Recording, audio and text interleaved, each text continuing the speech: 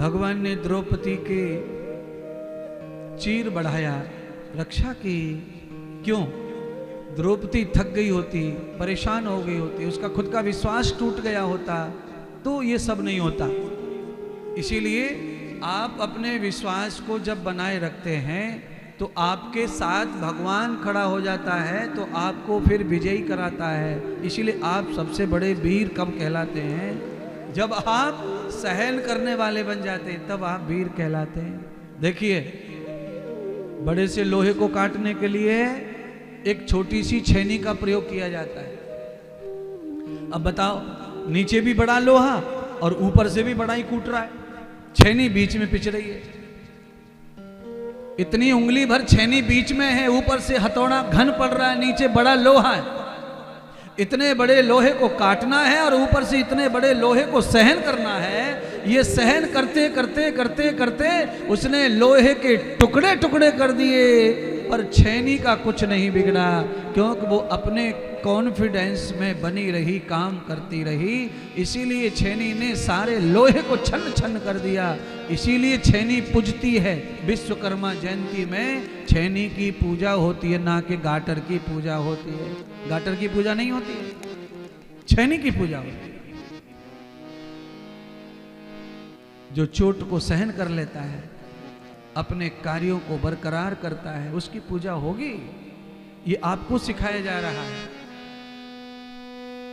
तो अपना विश्वास कम ना हो, उसके लिए संत सेवा चाहिए, संत संग चाहिए, संत की बात जीवन में साथ चाहिए। तो फिर आदमी का कॉन्फिडेंस कमजोर नहीं पड़ता। आपत्ति आएंगे, संकट आएंगे, दुश्मन भी आएंगे। आज जो अपने वो कल दुश्मन होंगे। आज जो बातें मीठी मीठी अपन करते हैं, कल वो मीठी मीठी बातें नहीं रह जाती, कल कुछ और उसमें तैयारी हो जाती है। आपस में बोलते चालते कभी कभी कोई बात ऐसी हो जाती है जो हमें नहीं अच्छी लगती, दोस्त की, मित्र की, तो अपन रिझ जाते, खींच जाते, गुस्सा कर लेते हैं और बोल देते हैं मुंह से, हमारे बीच में आज से मत बोलना, बस आज से हमारे बीच में नहीं बोलना। ये तो रोज होता है सखा सखियों में, हमारा है, कभी भी होगा। पर इसीलिए साधु की बात जीवन में चाहिए साथ। हमेशा साधु का वचन जीवन में अकेले होने पर साथ देता है।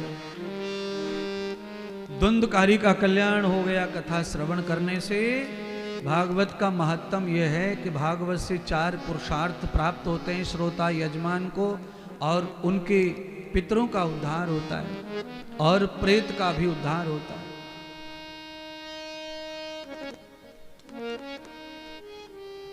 प्रेत का उद्धार तो हो गया, अब पितरों का उद्धार करने के लिए श्री नारद जी का भी कथन इस कथा में आज सुनाया जा रहा है। 2 पुत्रों की जो चर्चा चल रही थी, अच्छा कौन बुरा कौन, ये तो घर में ही समझ जाता है।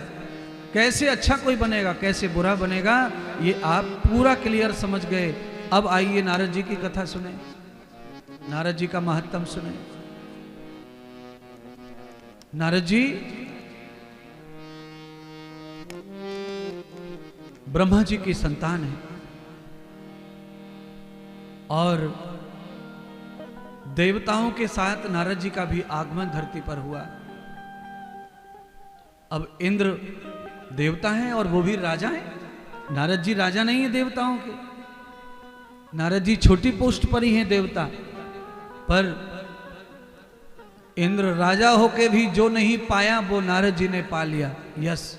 इंद्र को यश नहीं मिला है आज तक। इंद्र के अहंकार के कारण, इंद्र की जलन घृणा के दोष के कारण देवता होके भी, राजगद्दी भोग करके भी इंद्र को यश नहीं मिला है। कोई कथा किसी भी पुराण में कोई यश नहीं है इंद्र को। स्वर्ग का राजा, देवताओं का राजा, सब चीज का राजा, पर यश नहीं है। यश क्यों नहीं है? क्योंकि इंद्र के अंदर जो दोष थे वो दोष आप में नहीं होना, ये मैं कह रहा हूं 1.5 घंटे से, वो समझा रहा हूं। इंद्र के अंदर दोष क्या है? वह किसी को भी अपने से ज्यादा श्रेष्ठ देखना पसंद करता नहीं था। अब कल्पना करो, घृणा से भर जाते, ईर्ष्या से भर जाते। अरे देवताओं के राजा को कैसा होना चाहिए महाराज? देने वाले देवता उनके राजा को कैसा होना चाहिए? तो महादानी, महादयालु, महाकृपालु होना चाहिए। पर ऐसा नहीं था इंद्र। इंद्र ने तो नारद जी से बैर कर लिया था, नारद से बैर कर लिया था।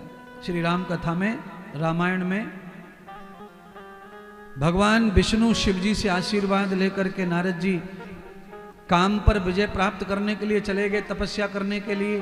तो इंद्र ने देवताओं के साथ मिलकर कामदेव को भेजा, अप्सराओं को भेजा, रंभा को भेजा, जाओ नारद की तपस्या को भंग करो, नारद के तप में, बल में भंग डालो। अगर नारद ने तपस्या कर ली, काम को विजय कर लिया, तो नारद मेरे स्थान पर आकर पूजेगा, फिर लोग मुझे नहीं पूजेंगे, हमारी पूजा रुक जाएगी किसी की पूजा शुरू होने से। ऐसा कोई सोचता है तो वो इंद्र का ही अंश है, उसका भी यश रहने वाला नहीं है।